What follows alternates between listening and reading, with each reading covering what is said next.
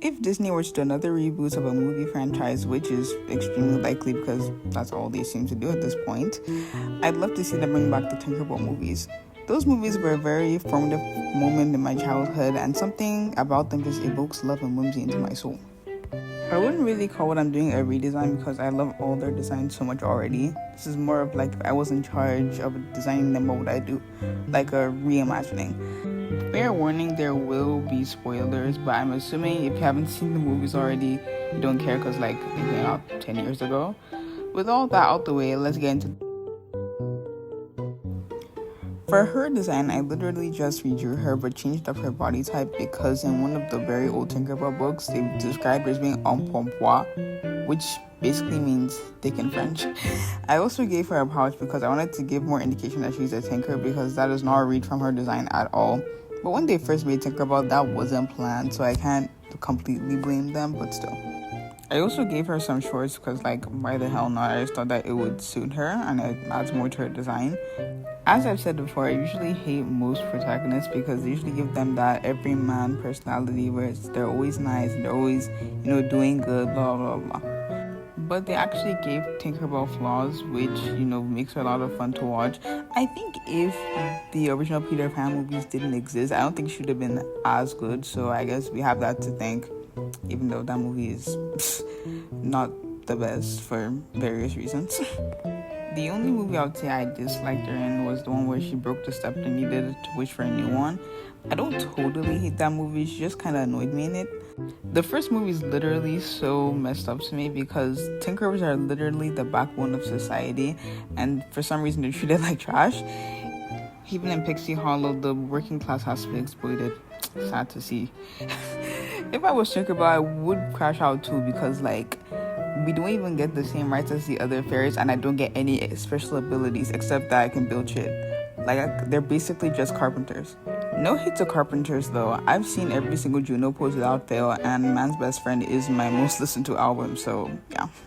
I wouldn't have even been that mad if at least they got to go to the mainland, but everyone was like, no, stick to what you know. To be clear, I've never seen any High School Musical movies, so don't judge me. Okay, I only know that part of the song. The only fairies I would say that get treated worse than the Tinker fairies are the Pixie Dust fairies, because we literally never see these guys throughout the movies. Like, if these guys decide to go on strike, it's over for everyone. The only Pixie Dust fairy we see is Terrence, and I kind of don't like him because why did they make them siblings or dating coded? Like, they could have just made him look slightly different, but whatever. That and his personality is also kind of boring. I don't remember anything exceptional about him except that he's a nice guy, whatever. Also, them just randomly dropping a Tinkerbell has a twin is low-key so funny. Like, okay, sister. I do actually... When I was younger, I didn't really care about Silver Mist, mainly because she didn't have a lot of screen time. Looking at her now, she might be one of my favorite characters because she's so funny. For her design, all I did was make her taller. I tried to give her a more rounded face, which was difficult because I do lean towards more like skinny, elongated faces. I think she might be my favorite one to draw out of the bunch because, look at her, goddess. I really enjoy like her specific type of character archetype, which is silly and unintentionally funny but always has the best intentions. She's so sweet. I just love her so much that I literally die for her dead ass, and her voice is so soothing. Like, bro, I'm feeling feelings I've never thought I'd feel before, bro. I remember when I was younger, I had a Kinder Surprise toy of her and Fawn, and I love playing with them so much. I miss them. I feel like in the fandom, her and Iridessa aren't as appreciated, and that's so sad because I love them so much. I wish she got more time to shine because she's literally just like me for real. Like, I'm trying to be her and I also want her, bro. Like, I recommend those character compilations that people were making for the fairies a few years ago. Those are what made me remember how much I love these movies because I would probably have forgotten. When I was drawing her, I had a lot of trouble with her wings. I wanted to add water droplets to them since she's a water fairy. They didn't look that good. I also thought about just giving her straight up water wings, but that would just make her stand out way too much. Low-key, if I was gonna do a standalone, I might do that, but I can't do that if it's an ensemble piece. Also, them making her a fast-flying fairy in the pirate movie was extremely funny because the girl was not built for that life. She's not. She's not meant for that. And that is all for Silver Mist, who was most people's by awakening, and honestly, valid. First things first, I love whoever they got to voice Rosetta. The country twang is just so perfect for her. As we've established, I love all diva characters, and she's an icon and a legend. I know she was like the main character in the Pixie Hollow games, but I'm pretty sure I've only seen it once, so I barely remember any of it. I might go back and watch it, but no promises though, because like I'm busy, I have work. For her design, I added a lot more flowers. I know technically the fairies can't have accessories since they're like tiny and all their clothes are made from feathers and petals. I don't give a fuck. Girls just want to have fun, and my girl's gonna be bling the fuck out. I'm obsessed with the portrait I drew for her. It's so pretty. Like, out of all the portraits, I think hers might be the favorite. Even though she was probably my least favorite as a child because I was still in my lawn like other girls' face, she was and still is so relatable to me. Like, yes, I hate mud and bugs, and she's literally just like me for real. I really love that she isn't, bitchy despite being like a very feminine, girl. She's the most feminine in the cast.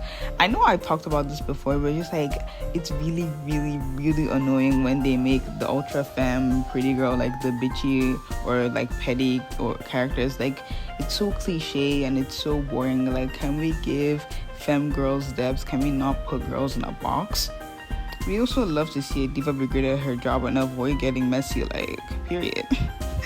That's all for Rosetta. She's very, very Dolly Parton coded, and I love that for her.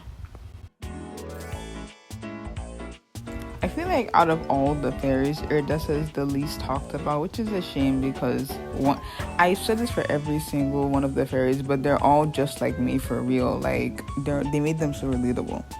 She was the only one in the group who was acting appropriately for the situation. For her design, I deadass just redrew her bar for bar with barely any changes because they peaked with her design. Like, it's perfect. Also, can we talk about how beautiful her name is? I'm so jealous of people who can come up with unique names for their characters. Like, please give me the gift. When I first saw her, I thought she was going to be like a ray of sunshine, bubbly type character because she's a light fairy. But I'm glad they separated expectations and made her more of like a perfectionist type, and they didn't make her annoying about it, which is also very good because when people tend to write these like anxious perfectionist type of characters, they make them so annoying, grating. But she's fun. I like her. My girl just wants things to go right, and you know what, me too. Out of all the characters, she's probably the most normal because everyone's like, let's go into uncertain danger, and she's the only one being like, guys, maybe we should like come up with a plan, think things through. I really, really, really wish she got her own movie with books. I'd love to see it.